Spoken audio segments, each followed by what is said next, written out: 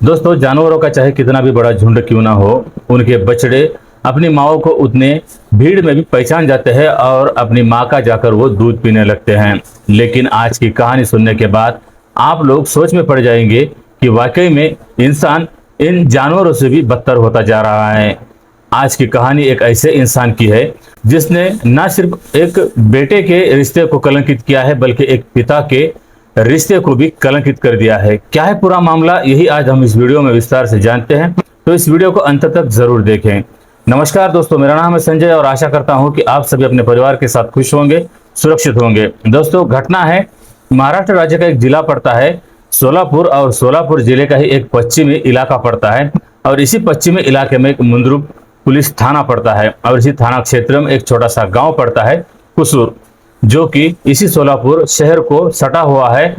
एक छोटा सा गांव होता है और इसी गांव से कुछ ही दूरी पर खेतों में एक 5 से 6 घरों की बस्ती बनी हुई थी और उन्हीं बस्ती में एक परिवार रहा करता था, जिस परिवार के मुखिया होते हैं एक 60 साल के बुजुर्ग रेवंत सिद्ध कोटे, उनका एक 40 साल का बेटा और बेटे की एक पत्नी और बेटे के 4 बच्चे होते हैं और उनकी एक पत्नी भी होती है। इस तरह से ये भरा पूरा और हंसता खेलता परिवार होता है।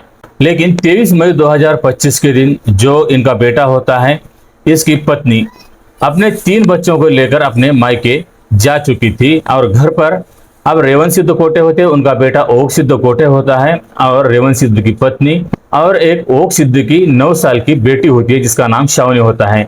ये 4 लोग ही घर पर होते हैं। 22 तारीख की शाम को ये सभी लोग मिलकर खाना खाते हैं और बेटा जाकर अपने कमरे में सो जाता है, उसकी माँ अपने कमरे में जाकर सो जाती है और जो बड़े बुजुर्ग होते हैं वो बाहर बरामदे में सो जाते हैं। उन्हीं के पास उनकी एक 9 साल की शावनी, ये पोती, उनके साथ सो जाती हैं। जब ये रात में सो जाते हैं, सुबह जब जल्दी उठते हैं, जल्दी उठकर देखते हैं तो उनकी पोती उनके पास नजर नहीं आती। उन्हें लगता है कि वो उठकर कहीं सोच के लिए चली गई होगी, तो वो कुछ देर उसकी राह देखते हैं और वो फिर यहाँ वहां उसे तलाश करने लगते हैं। अपनी पत्नी से भी पूछते हैं कि तुमने बच्ची को कहीं देखा है क्या? जो हमारी छोटी पोती है शावनी, ये कहीं नजर नहीं आ रही है। अब उन्हें लगता है कि कहीं शौच के लिए गई होगी या फिर 2-4 घर उस बस्ती में होते हैं तो वहां किसी घर पर गई होगी।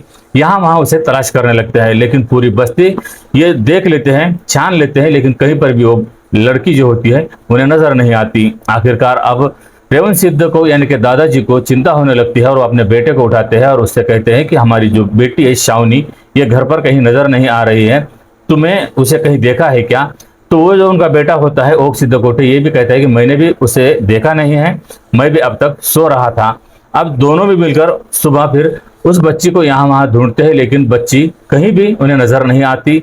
आसपास के खेतों में भी देख लेते हैं। आखिर जो दादाजी होते हैं, इन्हें लगता है कि सुबह सुबह उठकर बच्ची पता नहीं गांव में चले गई हो, क्योंकि कुसूर गांव थोड़ी दूरी पर होता है, 1 से 2 किलोमीटर पर, और वो वहां पर जाकर अपने गांव में ढूंढ कर आने की बात करते हैं और वो गांव में उस बच्ची की तलाश करने के लिए चले जाते हैं। गांव में जाकर जितने भी उस बच्ची की सहेलियां होती है उनके घर जाकर पूछताछ करते हैं और जो भी उनके रिश्तेदार होते हैं, परिजन होते हैं, उनके यहाँ भी जाकर पूछताछ कर ली जाती है, लेकिन उस बच्ची का कहीं भी अता पता नहीं चलता। आखिरकार गांव के भी कुछ लोग उन दादाजी के साथ आते हैं और खेतों में आकर यहाँ वहां उस बच्ची की तलाश करते हैं। आखिरकार सभी लोग यहाँ वहां कुएं में देख लेते हैं, कहीं नदी नाले में जाकर देख लेते हैं, लेकिन वो बच्ची कहीं पर भी इन्हें नहीं मिलती। इस तरह से पूरा गांव, जो परिजन, दादाजी इस तरह से उस लड़की को ढूंढ रहे थे, लेकिन जो उस लड़की का पिता होता है ओक सिद्ध कोटे, ये घर पर मस्त आराम से बैठा हुआ होता है। ना तो उसके चेहरे पर कोई चिंता होती है, ना ही कोई डर होता है,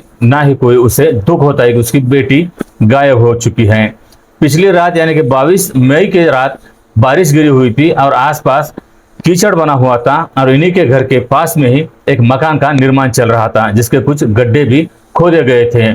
जब सारे लोग जाकर ढूंढकर वापस उनके घर पर आ जाते हैं, वहां आकर पूछते हैं ओक सिद्ध कोटे से कि तुम्हें तुम्हारी बेटी की चिंता नहीं है? हम सभी लोग मिलकर तुम्हारी बेटी की तलाश कर रहे हैं, लेकिन तुम घर पर आराम से बैठे हो। तो ओक सिद्ध कोटे सभी से कहता है कि तुम बेकार में उस लड़की के लिए परेशान हो रहे हो, क्योंकि अब वो बच्ची कभी लौटकर नहीं आएगी। जब इस तरह से वो सभी लोगों को कहता है तो उसके पिता भी एकदम से सन्न रह जाते हैं कि आखिरकार अपनी बच्ची के बारे में इस तरह से ये ऐसी बातें क्यों कर रहा है और अपनी बच्ची के बारे में तो वो क्या जानता है। इसके बारे में जब पिता रेवंत सिद्ध कोटे ओक सिद्ध कोटे से पूछते हैं तो वो इसके बारे में कुछ ज्यादा बात नहीं करता। जब आस पड़ोस के लोग भी वहां इकट्ठा हो जाते हैं और आसपास उस बच्ची की तलाश करने लगते हैं। वो भी देखते हैं कि जो पास में मकान बन रहा था वहां पर कुछ गड्ढे खोदे गए थे और गड्ढों की जो मिट्टी थी वो कीचड़ बन चुकी थी और उन्हीं कीचड़ में कुछ पैरों के निशान उन्हें नजर आते हैं। और वही पड़ोसी जाकर उस गड्ढे की ओर देखने की कोशिश कर रहे होते हैं कि आखिर इस गड्ढों की तरफ कौन गया था और ये किन के पैरों के निशान हैं। यही देखने के लिए वो जा ही रहे होते हैं। तो तभी ओक सिद्धकोटे उन सभी से कहता है कि मैंने उस बच्ची का गला घोटकर उसकी हत्या कर दी है और इन्हीं गड्ढे में उसे दफनाया है।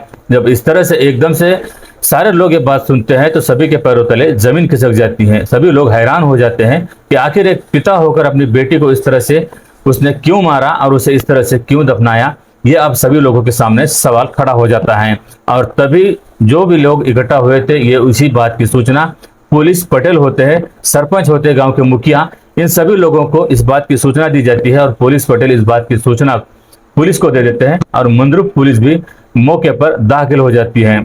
आखिरकार मामला क्या है, पुलिस आकर पूछताछ करने लगती है तो सारे लोग बताते हैं कि जो शावनी है ये अचानक रात से लापता हो गई है। सुबह उठकर उसके दादाजी देखते हैं तो वो बच्ची लापता हो गई है, वो कहीं नजर नहीं आ रही है। और उसी का पिता कह रहा है कि उसका गला दबाकर इसने जो बाजू में मकान का निर्माण का कार्य चल रहा है उन्हीं गड्ढों में इसने दफनाया है। इस तरह की बात ये कह रहा है। अब आगे की जांच अब आप ही कीजिए। इस तरह से जब पुलिस से कहा जाता है, पुलिस अब आकर ओक सिद्धकोटे को भी पूछताछ करती है कि आखिर तुमने तुम्हारी बेटी को कहाँ दफनाया है।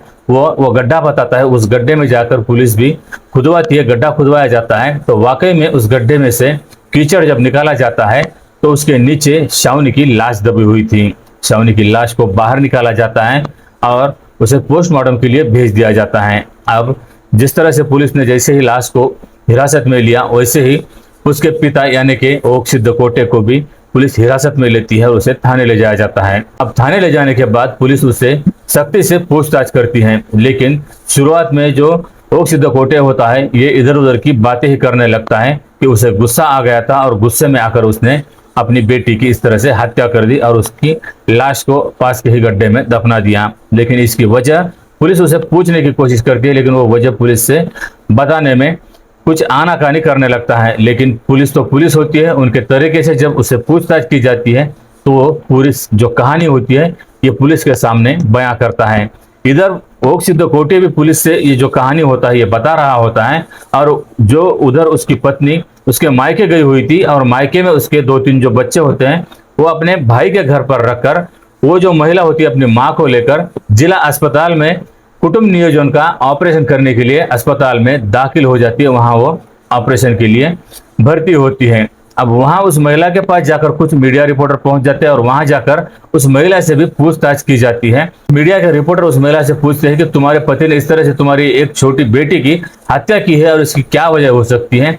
और रिपोर्टर के इस सवाल पर महिला जब जवाब देती है उस जवाब पर किसी को विश्वास नहीं होता। महिला बताती है कि मुझे तो लगता है कि शायद मेरी बेटी ने उसके पिता को यानी कि मेरे पति को और मेरी सास को आपत्तिजनक स्थिति में देख लिया होगा, क्योंकि मेरे पति में और उनकी मां में कई दिनों से अवैध रिश्ता चल रहा है और दोनों में कई बार शारीरिक संबंध भी चल रहे होते हैं।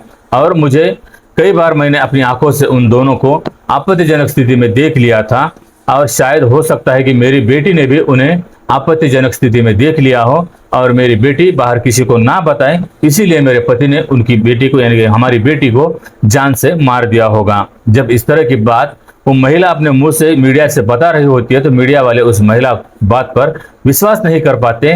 वो पूछते हैं कि वाकई में क्या कोई बेटा अपनी माँ के साथ इस तरह के अवैध रिश्ते में हो सकता है, अपनी माँ के साथ कोई शारीरिक संबंध बना सकता है। तो महिला बताती है कि हाँ ये बात सही है, क्योंकि मैंने अपनी आंखों से कई बार मेरे पति को और मेरी सास को देखा है, मैंने इसका विरोध भी किया है और कई बार इस बात को लेकर मेरे पति ने मेरे साथ कई बार मारपीट भी की है और इस बात को लेकर मैं कई बार अपने मायके भी जा चुकी थी। लेकिन मेरे 4 बच्चे होते हैं, इनकी सूरत को देखकर मुझे वापस आना पड़ता है, कहीं मेरे बच्चों का भविष्य ना बर्बाद हो जाए, इसीलिए मैं ये जो सारे जुल्म होते हैं, जो सारे जो घटना होती है घर में, ये चुपचाप सहती आ रही थी। इस तरह से ये महिला इधर बता चुकी थी और उधर ओक सिद्धकोटे भी यही कहानी पुलिस को बता रहा होता है। वह भी कहता है कि कई दिनों से उसके अपनी माँ के साथ ही अवैध रिश्ता बन गया है और इसी तरह से जब अवैध रिश्ता बन जाता है तो कई बार उसकी पत्नी ने भी उसे इस तरह से आपत्तिजनक स्थिति में देख लिया था और वो अपनी पत्नी को कई बार इसके लिए मारपीट भी कर चुका था।